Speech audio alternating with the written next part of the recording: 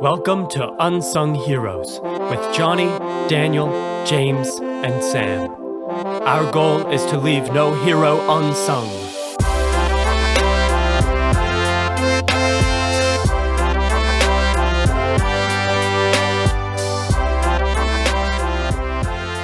Welcome back, everybody, to the Unsung Heroes podcast. My name is Johnny. And I'm James.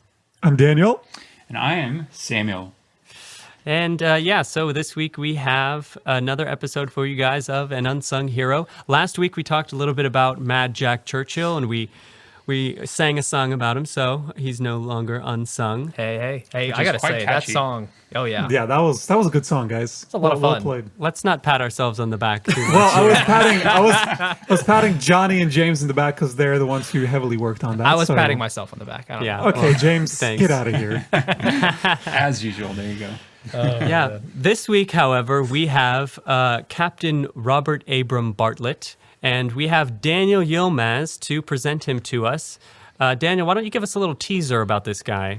Well, so I found this guy after. Well, hold on. Let me just give you a good context here. About 2 years ago, while I was in college, one random night, as one does, I was just going through different Wikipedia articles, different YouTube videos. As one does. One does. My daily escapades through Wikipedia brought me to...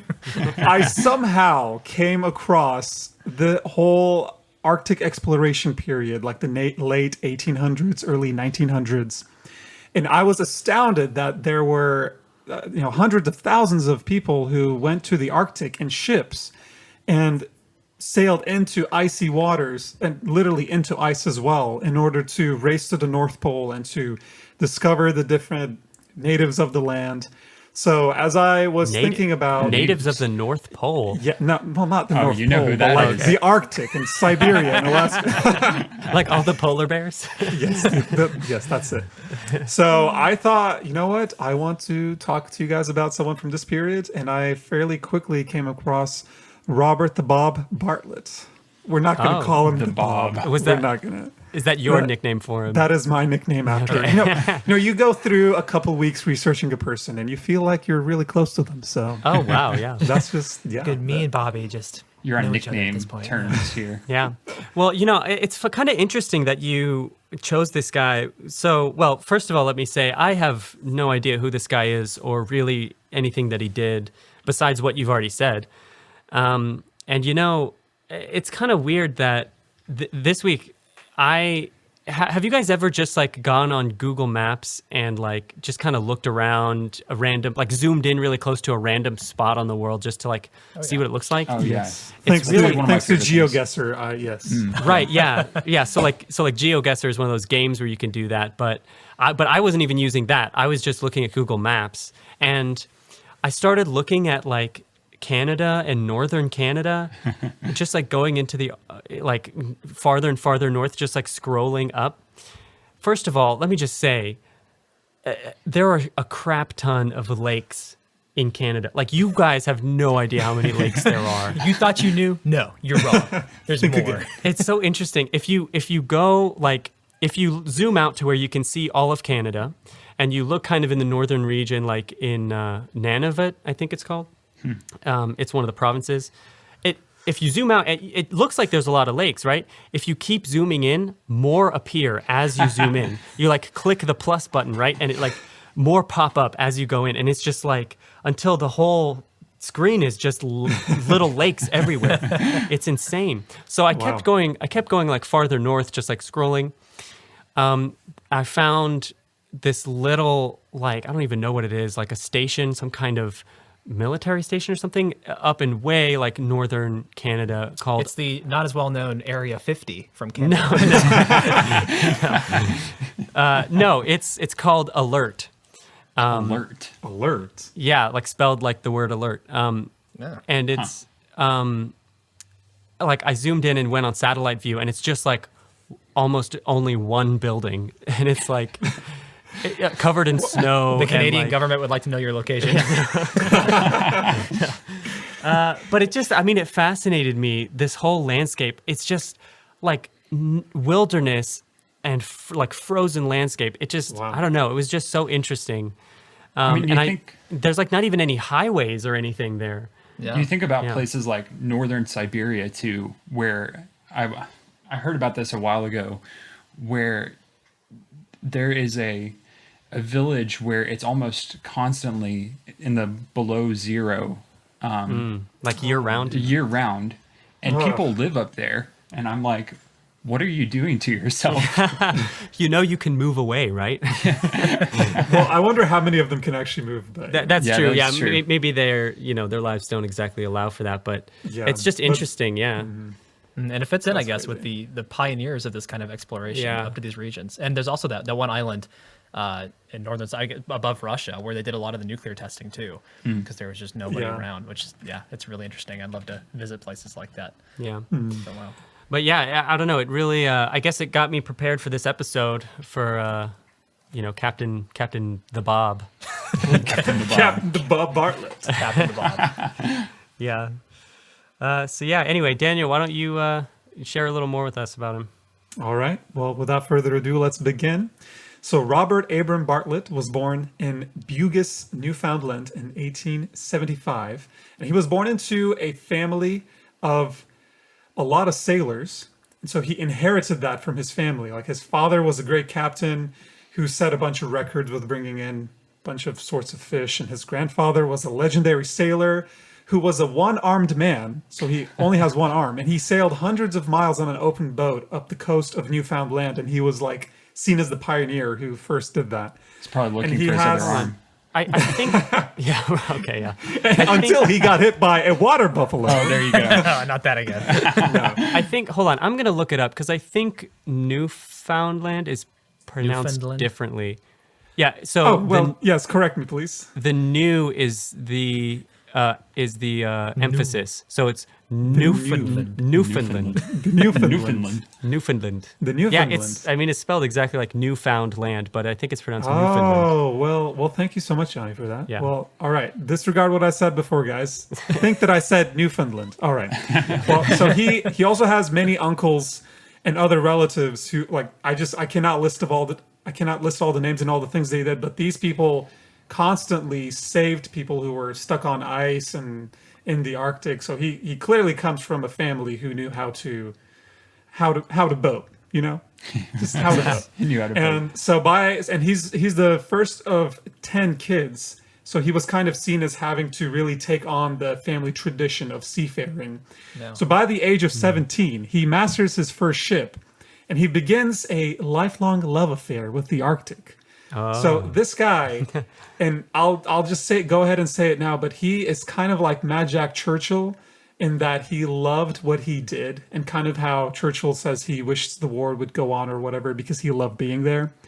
So It's kind of Bartlett- interesting. go ahead. It's interesting just because, I feel like it's at that time, a lot of people were born into certain jobs, like they just carried on the family Yeah. tradition. And I've always wondered, how much they really loved doing what their family was doing. But it seems like this guy, really settled into his family business really well. Well, he had enough Yeah. siblings to form his own crew, so I guess that would work out. yeah, I don't know if he exactly did that, but no, it was just interesting because he loved being out there so much. He said that it was okay putting up with rotten meat, with frozen fingers, with the harsh weather, but the hard part was when you got back.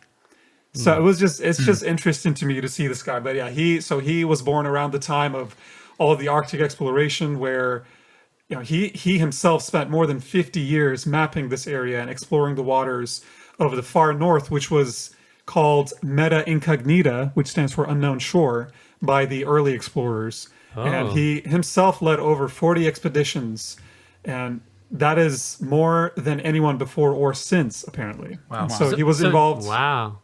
Yeah. Quite the hero, So, I guess. Daniel, yeah. do you know how much of the North Pole was mapped at that time? Into what detail? I'm not exactly sure, but I believe that it wasn't 100% mapped because in 1909, he captained the SS Roosevelt, and he accompanied the U.S. Navy Commander Robert Peary, which maybe some of you have heard of some of the audience. He is one of the more known Arctic explorers on his attempts to reach the North Pole. So no one had done it yet. Around this time, in 1909, Peary is said to have been the first person to reach the North Pole, although later actively they've looked back and said he actually never reached the North Pole. He was within several miles of it, but who knows? Oh, okay. Several miles. Close enough. Yeah, I mean, it might have been 10, 40, but I feel like that's pretty close enough, especially for what you have. At that point, you just have to give it to him. I feel like. It's part of the anti-Santa conspiracy. I always wondered, like, how do you? I guess you would need some kind of like electromagnetic device to tell that you're actually on the North Pole. What, you mean a compass? Like, okay, well, I feel like when thinking. I feel like when you're that close to the North Pole, a compass doesn't really work anymore. well, I'm thinking, like, you know how true north varies? In geography, when you study cartography, there's a thing called true north, which actually changes, like, based on where north is actually is versus where, like, the electromagnetic waves the point magnetic towards. pole of the compass actually goes, something Ah. like that. So maybe there was something involved with that caused Okay. him to not really be there. I don't know, but interesting. But yeah, and so at that time, he was awarded the Hubbard Medal of the National Geographic Society for breaking the trail through the Arctic Sea to within 150 miles of the pole. You mean And like Robert Bartlett or the other guy? Robert Bartlett. And so Okay. after that point, Robert Peary and some of the other crew went on, but Bartlett was excluded from the final exploring party, and this is said possibly due to a rivalry between them, which it just stinks to think that this guy was an incredible captain who helped the first party reach where they did, and he wasn't on the final stretch. It kind of stinks. But Oh, yeah. I mean, obviously, we don't know all the details of it, and the Hubbard Medal, by the way, it doesn't mean anything to us, but this was a huge award at the time, and it was given to the likes of Roald Amundsen, who was the first to reach the South Pole. So this award is no joke for that circle of people. This is Wow.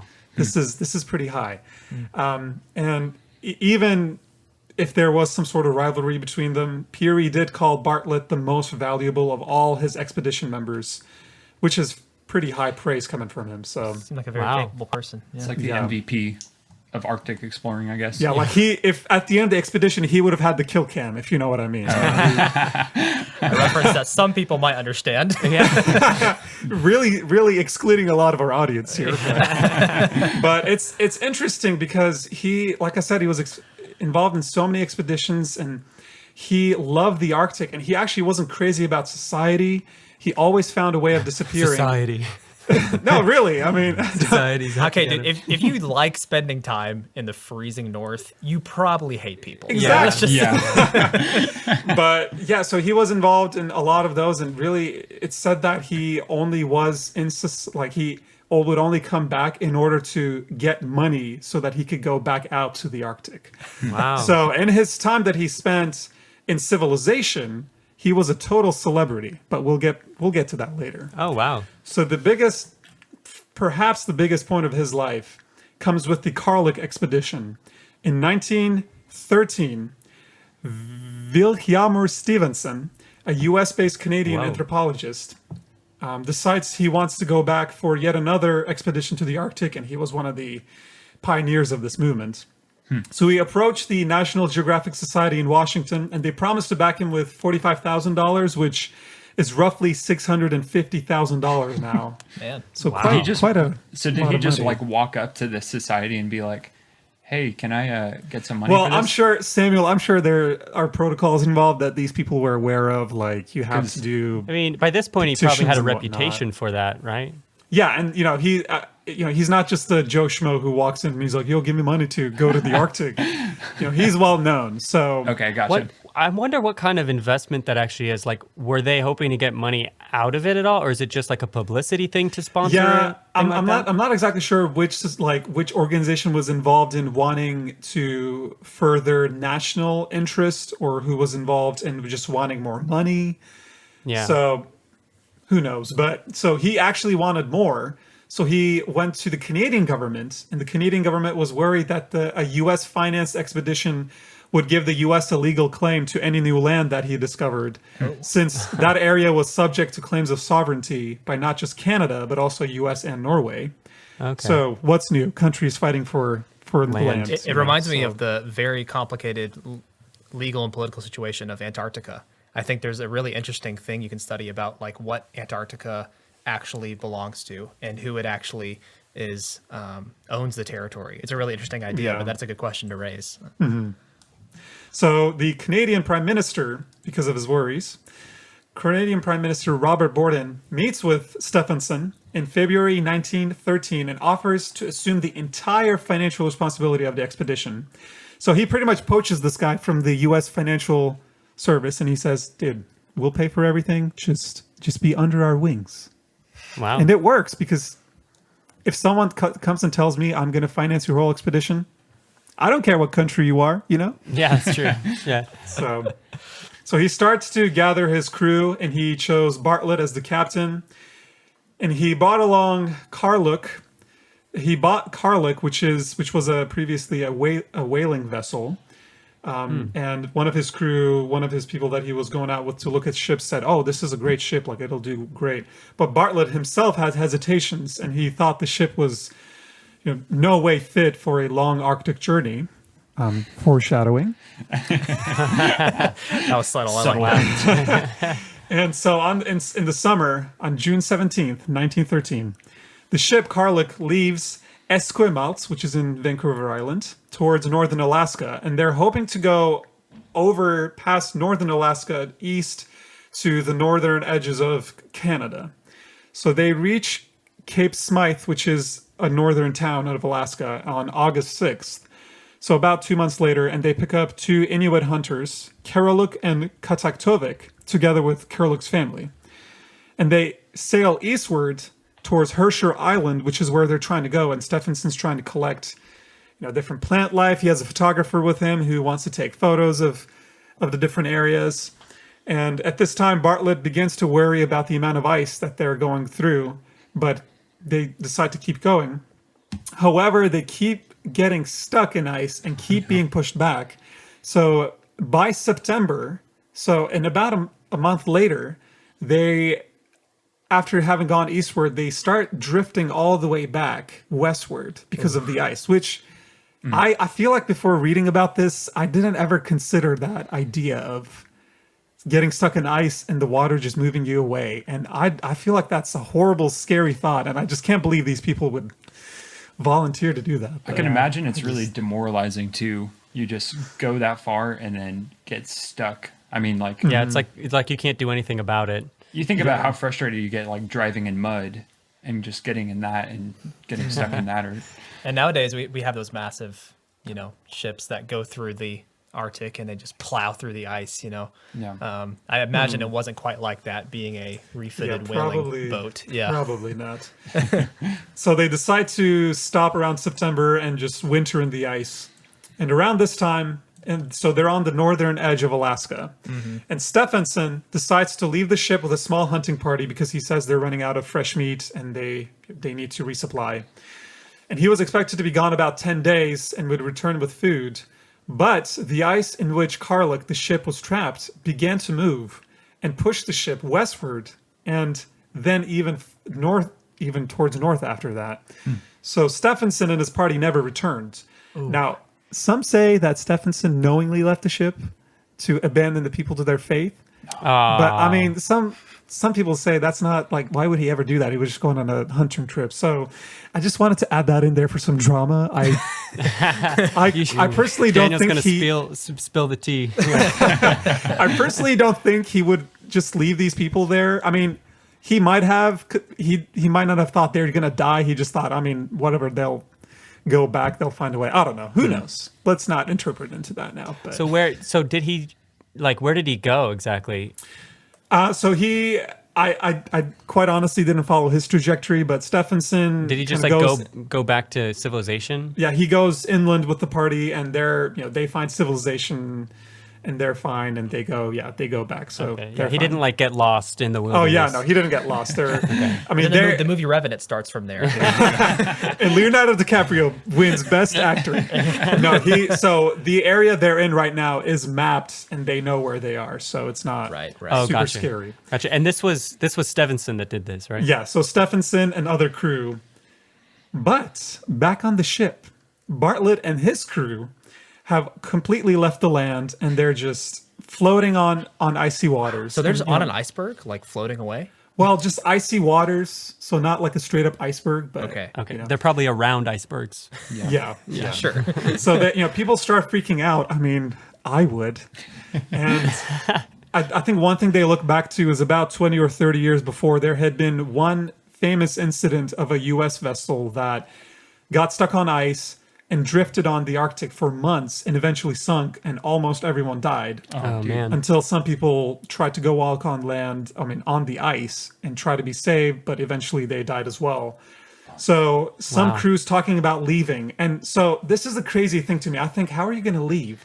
But what I didn't realize is these guys are literally like in ice. So you can just jump off the ship and you can walk. Oh, Like you're wow. technically out in the ocean, like the Arctic Ocean, but you can there is ice that you can walk on. Man. So Wow. and that's why the ship can't move. Oh, It's- like they it's- can't say. Oh, wow. Yeah, so they can't sail away from it. So he orders to have some supplies and equipment transferred to the ice to lighten up the ship, and as precaution, as in case they need to leave the vessel, and obviously to lighten it so that it will hopefully get away from the ice and they can sail away. If the movie's taught us anything, is that never works, you know? Like, Yeah, kind of like the hot air balloons, just throw it off. Doesn't Just really throw work. it in. right.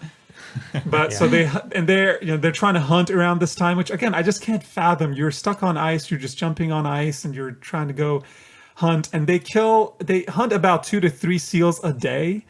And once they even hunted a polar bear that came near their ship, Oh, wow. which is just So what they're insane. doing is right. They're living on this vessel, but to hunt, they're going out onto the ice around the vessel to just go out and Yes. hunt. So I'm not exactly sure how big this ice is. I mean, it could be as far as the eye can see. There's just ice, and or there are parts of it that are just moving, and it's just transporting them, and they can't really do much about it because their stuck. ship is just completely stuck. And you So- So said you're at the mercy of the ice. you said it was seal that they're eating and hunting. Yes. So they're hunting seal, and so they get nearer to an island called Wrangel Island, which is way far away from where they should be. It's at this point they're closer towards Siberia than they are to Alaska. Man. So they're completely gone westward. When you're that lost that you end up in Russia. yeah. So he tries to keep up morale, and this is around Christmas time, so he throws a Christmas party. They have decorations, presents. He throws a banquet, and they even Wow. have ice Wait, sports. So- presents. Like, what did they give each other? Ice or something? Like, No, I'm not sure. No, they give each I other mean, seal. Here's polar the bear. here's the snoot of the polar bear, man. But around New Year's, they see Wrangel Island, which Wrangel Island will become their place of habitation, I guess. What's the word here? their This- home? I don't know. Their home. Yes, let's say summer their home vacation for a home. while. Their crib. Their crib. Because on January 10th, 1914, the ship was quote unquote attacked by ice. And I wanted to use that word because it seems like ice is Yeah, ice is alive. all right. What does very that even aggressive look of the like? ice. The ice is fighting back. I told you guys to be gentle with the ice. And so the crew starts to transport some of the supplies off and try to get on on Wrangel Island as quickly as possible. Which the idea here is they're not actually on the island. They're actually 80 miles out from the island itself. So they're straight up just on ice right now. And on January 11th, Bartlett plays Chopin's. Is it Chopin? It's Chopin. Chopin's funeral march as the ship sinks, Oh man. Oh no. which is so the ship is gone. They're out on ice, and they decided to construct 2 shelters. One is a snow igloo with a canvas roof, and one was constructed from the packing cases that they had. And they built a kitchen inside and everything. And Man. it was actually a pretty comfortable spot to live in. Some of the diaries say we could have lived here for a while, which I don't know why anyone would say Okay. that. But do let's that? remember the authors of this, right? Yeah. Like, They're like, we hate society. Live in our igloos. I feel like the authorial perspective here is quite different from the average Joe at this Yeah, point. no, you're right. You're right. How do you think So- we would do out on the ice like that? I don't think I would I last like a week. I like snow, but I don't think I could handle. Yeah. I'm a very cold natured person. Like I just get chilly here in Texas. I can't imagine like being Yeah. there. I don't feel like I'd have a good time with that. Yeah, no, it's no, no. So, but this is where it gets interesting. So now they're lost. They're stuck on ice. And they send out parties to try to find the island. And they go on an 80-mile hike all the way to reach Wrangel Island. And they do so. So they set up on Wrangel Island. Was Wrangel Island occupied at this time? I do not know. Because I see that actually is definitely closer to Russia. I'm looking at a map here, but yeah, that's. I'm actually not sure if it stayed at the time, but they decide to set camp, and Bartlett, starts thinking, and he's great at this stuff because he's spent years reading books and being kind of like a speculative person. Guys, trust me, I've read books. Well, yeah, what I'm trying to get at is he is good at what he does because not only is he a great captain and he's good at sailing ships, but he's also a very educated man. So he sets out a bunch of maps. He just starts thinking because he realizes we can't we have to do something about this. We can't just wait here. So he starts chartering a rescue plan of what to do. And some of the people start helping him out, and a person that helps him out that he might not have expected as much is Kataktovik, which is one of the Inuit hunters that joined him earlier. And this is a 19-year-old Inuit guy, and he helps him and to map out what they could do and to talk about the different terrain. And Bartlett realizes he has to take Kataktovik with him because he clearly, not only does he know what's ahead, he's clearly ready to take on the challenge. And he actually wanted others to join him as well, but some of the people he would like to go with him fell sick, so he couldn't have them join him.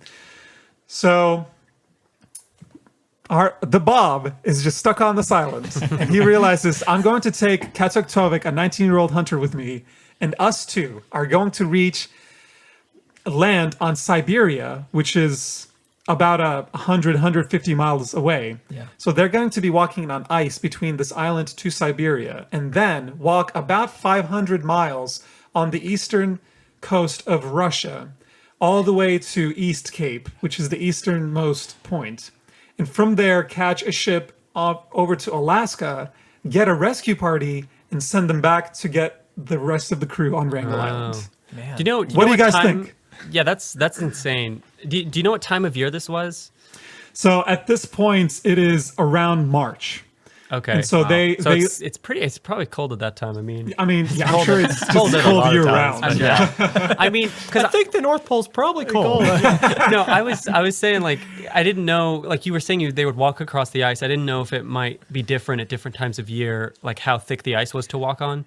Yeah. So again, as I'm telling these things, I can't 100% comprehend what all of this means when they're walking on ice. It's insane. So let me get this straight. They're about to walk 600 miles on one of the northernmost point in the world on ice, just the two of them. For 150 miles. For how many miles? Yeah. So it's about 150 to Siberia, and then another 500 or more to the Eastern Cape that they want to go to. So it's almost a 700-mile trip. Man. Dude. At 19, I couldn't even find my way home, much less navigate through Siberia. At 19, I'm trying to figure out, what do I want to study in college? I mean, the courage you must have in order to go on a trip like this, which, the mindset of someone who's already willing to go out on an expedition is probably different. But at the same time, if you're stuck on an island, you're probably thinking, we got to do what we got to do. Yeah. They probably didn't have visas to Russia either. That's impossible to get. I think that was the least of their concerns, Johnny. With Russian visas, particularly they're not easy. This is 1914, correct? Yes, 1914. So this would have been, the onset of World War One. So I wonder if that would have played in anything or not, but that's interesting. Yeah, I'm sure at that point the Russians haven't really settled on that part of Russia too much. I'm sure that wasn't a major It's mostly battle. the native. It's mostly the natives. So. Yeah. And so here's yet another challenge: is right before they decide to leave, with the party that's staying behind, which is about 14 people, he tells them to set up several camps around the entire island in order to increase the hunting areas, which that is a viable reasoning for doing that. Although he most likely also did this because he felt that separating the people into smaller groups would assist the general harmony of the camps by keeping the incompatible characters apart. Oh wow, So that's pretty smart. what a good leader to not only why chart our out a rescue podcast- plan. In our podcast, we record from different locations. Yeah, To keep us away from each other. Me and James get along, but the rest of you guys. The rest of ours are incompatible. Also increases our hunting areas. So That's true. There you go. I don't know. no, that was well. Let's edit that joke out. That wasn't. I kind of liked it. I don't know. So March 18th, with 7 dogs and provisions for 48 days, 30 for the dogs, they start off. They start off looking for some different parties who they thought might be going around the place and like kind of go on ice, just look around to see if they can find anyone else. They look around. Obviously, there's no one there. So they start their adventure. They're going on very deep and soft snow. So it's extremely hard for the dogs, the sledges, and for the men themselves.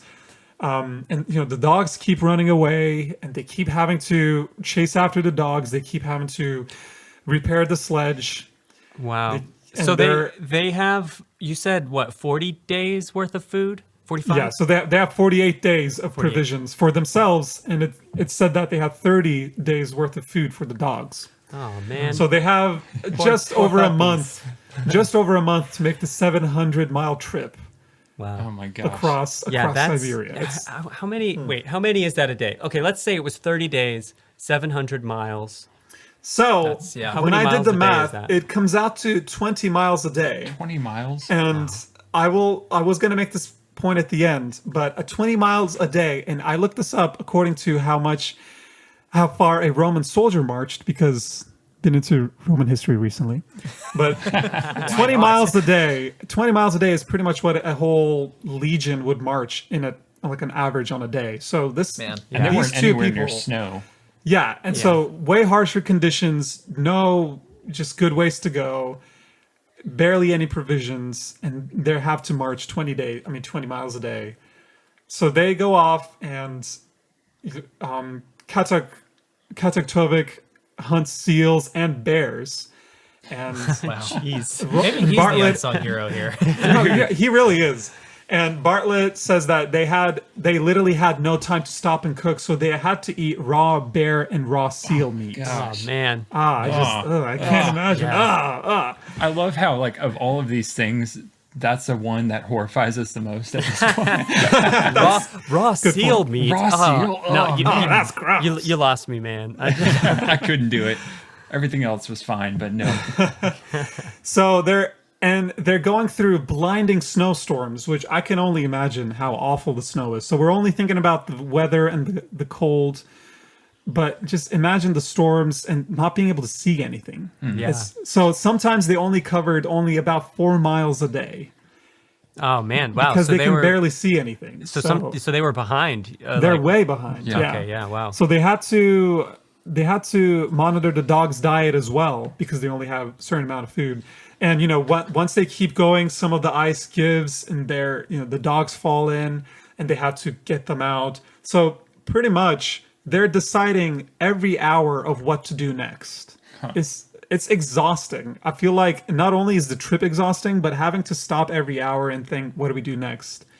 That's just crazy. This sounds like it could either be a really epic thriller adventure movie, with Leonardo DiCaprio, or some kind of like animal movie where it's from the dog's perspective, It's like a mix between Balto or It's like Balto and the Revenant combined. Oh, good idea there, guys. And so, within about a week, Kataktovik gets depressed, and he keeps telling Bartlett, "We see no land, we know get to land." And both men feel pain everywhere. Bob mentions in his diary that he had constant eye pain that felt like sand is being thrown in his eyes. Oh man. So I have a question. Do you know if that eye pain was something getting stuck in there or something hitting his eye, or was it actually due to like the glare of the snow, the sun off the snow? I think he actually had something, like it might have been like a virus or something. I Interesting. think he actually had something. I remember in his reading a eye. book about exploration in the Arctic at one point, and the characters mentioned that they went out in the snow at one point, and the sun was really bright. And I don't know if you've been snowboarding before, anyone here, but sometimes the snow reflects Yeah. the sun so powerfully it really hurts your eyes. Yeah, it's and really bright, these explorers eventually the snow hurt their eyes so bad they basically couldn't see for the next like 3 or 4 days, and they had to just stay inside because the sun so damaged their eyes. Wow, that's something you don't think about when you're in like a cold environment. Like, oh, like so I have been snowboarding, and when I did, we had to put on sunscreen like on our faces, Right. because the sun reflecting off of the snow would burn your face. Like I can't imagine in the Arctic, that's what you think about. Oh, I'm gonna be blinded by the sun. Gotta apply my sunscreen. The cold isn't enough. Yeah. Yeah. So, in his diary, Bartlett wrote, Katiktovik was with me and built our igloos and killed seal and bear. An Eskimo and a white man could live indefinitely on ice. So it's funny to me that they're going through all this harsh weather and walking, several miles a day. And in one of his entries, he decides to write that an Eskimo and a white man could live indefinitely on ice. Wow. It's sustainable. It is. It's literally sustainable. And so I wonder how much of him actually enjoyed this. To be, you know what I mean? I mean, it's kind of crazy to say, but Katektovik is like, are we going the right way? He's like, yeah, pretty sure. Like, whatever. actually, let's turn around. No, okay, that sounded horrible, but just kind of being in his element, doing what he loves in a sense. Imagine what this guy's vacations look like. He probably didn't take a lot of I vacation. feel like he probably didn't. This was his vacation, guys. Yeah, this is it. So finally, after 3 weeks, on April 5th, they see land. So they see Siberia. But what happens here is they see the dwellings of the Chukchi people, who are the natives of that part of Siberia. But Katektovik was scared of them because he'd heard that the Siberian Chukchi dislike the Alaskan Inuit. So he believes that they would kill him upon seeing him. Oh, wow. So Bartlett has to comfort him, saying that it's going to be okay. And one way he comforted him was to take advantage of Katektovik's smoking habit. So he tells him he can get some tobacco from the natives. So they actually stand out there on ice for a while before they set foot on Siberia because Katektovik's just not sure if he wants to go. But he chooses to trust. He chooses to trust Bartlett, and so they go. And the Siberian natives turned out to be super nice.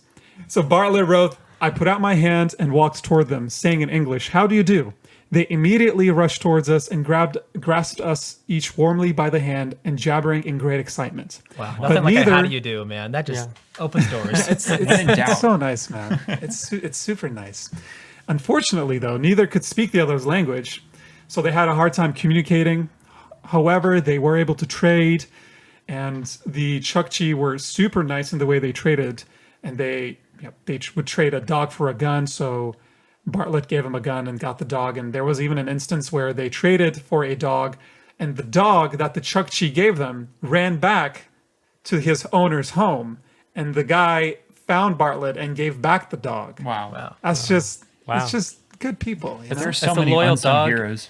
That's a loyal dog and a loyal Chukchi. They're just trying to outloyal one another, But it's just an interesting time to read about because there's a whole concept of I don't want to like try to get too deep or anything like that here, but the idea of explorers and quote unquote conquerors finding indigenous people and seeing the different way they trade them, and so Bartlett's time with Katektovik and then with these Siberian natives definitely make him realize these people are incredible human beings. We can barely speak, but they let us into their homes and they take care of us. And yeah, it's just wow. It's a beautiful time of humanity. Some good hospitality. Yeah. Too. Yeah, definitely. So Katektovik actually is able to get more comfortable with them too, and he starts trading with them and even spends some time alone with them. Incredible. However, he does have his guard on, and he's never fully okay being there. And he even tells Bartlett to not let his guard down too much. And Bartlett writes that he actually listens to Katektovik, which, I feel like it doesn't mean too much to us, but I'm sure for a white man to listen to an indigenous person is quite incredible. At the time, you mean? Yeah. Yeah, at the time. So they leave the Chukchis on April 7th, which I feel like I would have just Stayed there forever. Stay and party. Become Chukchi. Well, they had he's still got to save the rest of his crew, right? They're still at the ship. Yeah. So at this point, they're just reached Siberia, so they still need to go. So a few days after they have been with the Chukchis, they leave and they head towards the East Cape, which is the easternmost point of Russia. And on their trip there, it's even more ruthless. Bartlett says he actually never experienced such relentlessly cold weather. And whereas before on Wrangel Island, temperatures would drop to around -50 Fahrenheit, negative 40 Fahrenheit, which is already super it's just low. -40. Yeah, it's not -50. That's fine. No, it's not. But on the Siberian land, temperatures drop below -50 Celsius or -58 Fahrenheit. Oh my goodness. So imagine being. But that's even that's like slightly farther south than where he was, right? So don't go to Siberia, guys. It must be like I know like sometimes like the ocean currents help with the temperature. Yeah. It might have been something to do with being on land now actually makes it harsher. Yeah, it's a lot of factors into it. Yeah. But that's sad. Yeah. So in the meantime, what is his crew doing? The crew that was waiting for him to come back or whatever. They're just hunting away. They're staying away from the incompatible people, and they're just holding on tight. They're just doing They life. didn't they say doing that they life. like actually kind of liked it on that island? Well, that was when they Made the their igloos. shipwreck made the igloo place, and it wasn't. I don't think it was so much that they enjoyed it. It was more just them saying, you know what, this is actually doable. Yeah. Watch, he's live gonna there come sort back of to like a thing. commune or something. Leave us. We like being here. it. No, so they eventually do reach Emmatown, which is just a few miles east of East Cape. So they had, by this point, guys, they had traveled 700 miles, most of it on foot. And it's incredible. I just cannot imagine. Yeah, that. that's so much. And can you imagine you got there 700 miles and it's still not over because you still need to get over to Alaska, send a message to the Canadian government or the US government and try to send out a search party. So So there in Emmatown, they meet Baron Kleist, a distinguished Russian official, and he offers to take Bartlett to Emma Harbor, which is a week's journey away and a little more southeast. And there he said you can wait for a ship to go over to Alaska. So on May 10th, Bartlett and Katektovik exchange their goodbyes. And on May 16th, Bartlett arrives on Emma Harbor. 5 days later, he goes on a ship to Alaska. So then after 6 days, he arrives in St. Michael in Alaska. And finally there, he sends a radio message to Ottawa informing the government of what happened to their ship. Yay! Okay. Wow. So Canada to the rescue. Canada. Canadian. Well, so what happens is he actually asks the U.S. government to allow them to use a ship called Bear, which is a U.S. revenue cutter, which a revenue cutter was a ship that was employed to enforce customs in the areas. So he asks, and so he arrives, and the ship Bear, arrives on St. Michael in mid-June. And after Bartlett talks with the captain and says, please, I need to go there and save my crew. So the captain of that ship gets permission from the U.S. government. And so on July 13th, they leave for Wrangel Island. And So July, that's like 3 months later? Or yeah, so he left on March 16th. Right. Okay, so like 4 months later. Yeah, it's been a while, guys. Wow. So it even almost 5 months later. And on 5th of August, he meets with Katektovik at Port Hope and gives him his wages. He also, here's another side note drama here. He meets with someone who tells him that Stephenson has already moved on to other expeditions. No. The traitor. The drama. But we won't get into that. Who knows? The Who knows what unsung happens. villain right there. Man. Ooh. So another ship arrives near Wrangel Island, and so this is not their ship. A whole nother ship that Bartlett asked to go see if the crew's there. They go and they get the crew, and all 14 people are alive. Wow. And so they go ahead and turn around to go towards Alaska. And they, on their way towards Alaska, they meet the ship Bear. And Bartlett he's overjoyed to see that his people are alive, and he tells the rescue to come on over, but they actually want to stay with the other ship, which I couldn't find an explanation for, but he orders them on, so they come on. And that's it. He takes them back to Alaska, and they're all the people who did not die at the sinking, which I think up to that point about 11 were reported dead. Wow. All the people who were on Wrangel Island survive for about 5 months. Man. And Wow. they are saved. Wow. That's pretty crazy. Did they? Yeah, I guess they it's just kept insane. hunting and stuff. Yeah, they just kept hunting, kept staying in their igloos, and I guess that's a whole nother thing. I feel like when I was researching about this, those people aren't mentioned too much, as if their order is just to stay alive, and that's easy enough. But I mean, 5 Stay months alive. on an island, Easy enough. I mean, it wouldn't be that easy No. for me. Yeah. Oh my no, gosh, it's- But I guess, Super hard. yeah, I guess that's just the type of person who would agree to go on a Arctic exploration. I guess so. Did Captain Bartlett? So did he get another? Did he start another exploration to the North Pole at all? No, so he comes back and he's hailed as a hero. But he actually, although he's very popular among the press and the public, he was later censured by an admiralty commission for taking this ship to the Arctic and for allowing a party of 4 people to leave the main group early on, which had some main officers like a medical officer, a biologist, although these people left on their own choice. So none of and the ship that was bought wasn't his decision. So it's like a classic sad story where he gets docked points for what he didn't do. And unfortunately, unlike in Harry Potter, his team doesn't get 100 points at the end for saving the people. Doesn't arbitrarily say, you So he's You probably get like a 5 Hufflepuff points or for something. bravery. you went to You lose- Siberia. you That's lose an extra. 10. You lose 10 points, but you gain 100. Yeah. Wow. But yeah, so, and I think a really fun thing for me to look at was just his bonding with Katuktovik. I like Yeah. that. Yeah. At the end, he makes sure, even honestly, before going to their island, when they stop at the post, he makes sure to give Katuktovik his payment I like as that. soon as he could. And after they leave each other, Bartlett wrote, "We were parting here. I thanked him as I said goodbye for all that he had done and told him how greatly I was indebted to him for his constant help and for his faith and trust in me. And I asked Mr. Carpendale, which was a trader, to tell the Chuckies, Chuckies? Chuck cheese. Chuck cheese. Thank you. To tell the Chukchis what a good boy Katuktovik was.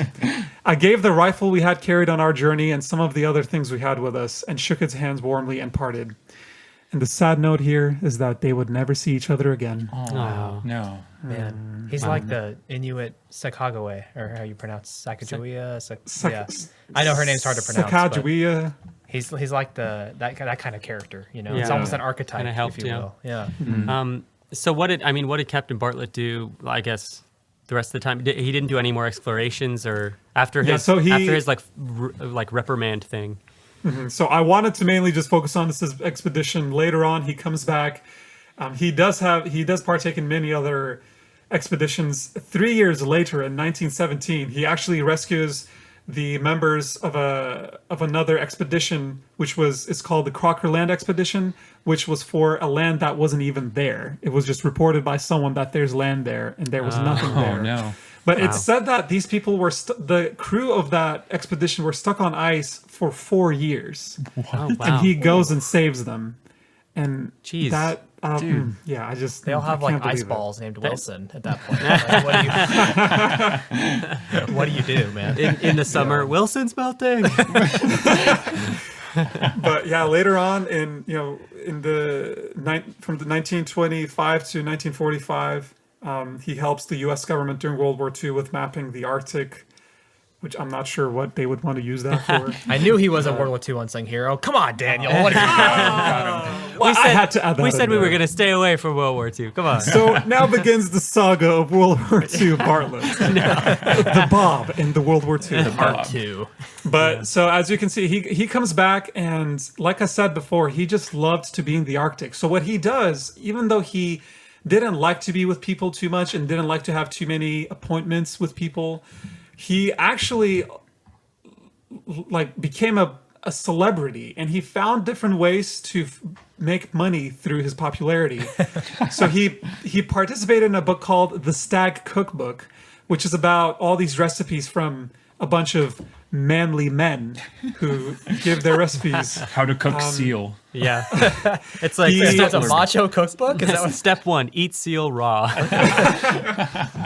Step 2, profit. Later on, he partners with the Wheaties breakfast cereals, and they put his figure on the boxes, and they even have like a whole contest later on with him. He endorses Remington guns, and he says, when you're in the Arctic as a man, you had to use Remington guns. Oh, okay, yeah. I feel like this guy's a Resung hero almost. Like Yeah, so he seems pretty well known. In his time, he was actually very well known. Yeah, but not that's kind of the thing about this series. Like, I guess we'll start, talking about people who nowadays especially aren't as well known. Yeah. Right. Yeah. Still deserve that recognition. I mean, to save not only his own crew like that, but then to go and again save a different crew that had been out there 4 years. Yeah. And to go crazy. To go 700 miles to do that. Yeah. I mean, some days it's hard to walk 700 steps. So that was negative 58 degrees Fahrenheit. You said, right? Oh. right. That's insane. Yeah, that's a note from me. Yeah. No. Yeah, no. Wow. Well, to finish it off, he dies at the age of 70 in New York City from pneumonia. Wow. He's buried in his... So it wasn't the negative 50 but- degrees that got him pneumonia, though. No. He actually survived. No. Wow. Yeah. That's Wow. amazing. Yeah. It sounds. I mean, No. that's a pretty long life, though. I mean, Yeah, so pretty- it sounds like later on, he actually struggles a lot with finances, so he tries to keep capitalizing on his image. He actually even stars in a movie in 1931 whoa. called The Viking, in which he's a captain that's sealing a ship in Newfoundland. Newfoundland. We'll get you there. But yeah, it sounds like he slowly leaves the public eye towards the end of his life and Wow. Wow. passes Yeah. away, probably thinking about the Arctic. Yep. Man. Well, what a guy. Seriously, to just have that vision of the Arctic for pretty much his whole life, like, it's so interesting. Yeah, and it's one of those things where, like, again, like as I was looking at that map of Canada, and I'm sure same as Siberia, there's so much land where there's just so few people. It's just so interesting to me. Like, we get so wrapped up in like, we're in these big cities. Like, there's so much population here. There is so much land out there that's got like nobody on it. It's just so interesting. I know. Yeah. Yeah. No roads. Didn't you say that you looked at the Google Street View up there? So there was, so there's one highway up like on the western side of Canada. And so Google Street View goes up a certain distance and then it stops. Like, the car didn't go farther than that. But then there is like a town, I forget the name of the town, way up on the northern side, where there is a couple of places with Google Street View. And actually, they have like Google Boat View too. Google Boat View. Like, there was this random like highlighted part of the ocean with a little line on it that I could click on the street view. So I was like, there's no road there. I click on it and it's a view from a boat. So I could just go down on this boat, like looking at the Wow. shore, But yeah, it's really interesting. I love it. Yeah. That's how we really explore cool. the Arctic today. Yeah. From just dramatic. From the comfort of our homes. Yeah. Well, yeah. So James and I will start to get to work on a song about Captain Robert Abram Bartlett. Oh yeah. Bob. Yeah. What an interesting The guy. Bob. Should be fun. Yeah. So yeah, thanks for listening, everybody. We will play that song right after this, so stay tuned for that. And also, if you'd like to follow us on various social media, we have Twitter and Instagram and Facebook group. We'd love for you guys to check that out. Those should be in our little bios or descriptions. Yeah. And so, yeah, any closing remarks, guys? Well, I'm glad that we have Google Boat View now. Yeah. We don't have to do what he did. That's what I have to say. So thank you so much, Daniel. Appreciated that, man. Yeah. Thank you, Daniel. Yeah, no, thank you guys thanks for being a part of this. Yeah. All right. Well, we'll see you guys next episode. Bye.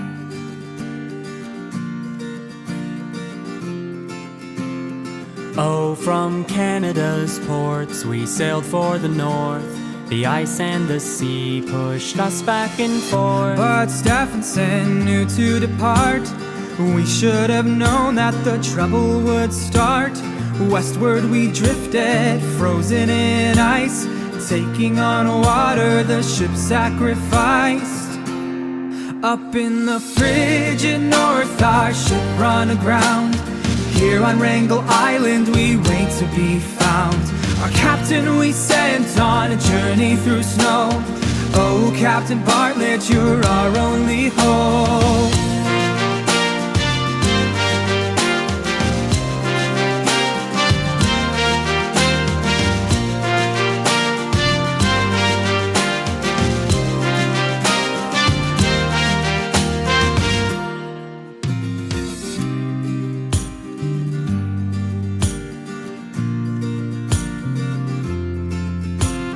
Kataktovik, his guide, he took by his side.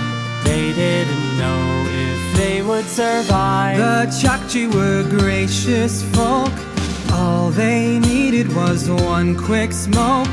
Eastward headed with dogs and sled. On to Alaska they pushed ahead. Up in the frigid north our ship run aground. Here on Wrangel Island we wait to be found. Our captain we sent on a journey through snow. Oh, Captain Bartlett, you're our only hope. Up in the frigid north our captain arrived. Here on Wrangel Island we all will survive. Our captain we sent on a journey through snow. Oh, Captain Bartlett, you're our own.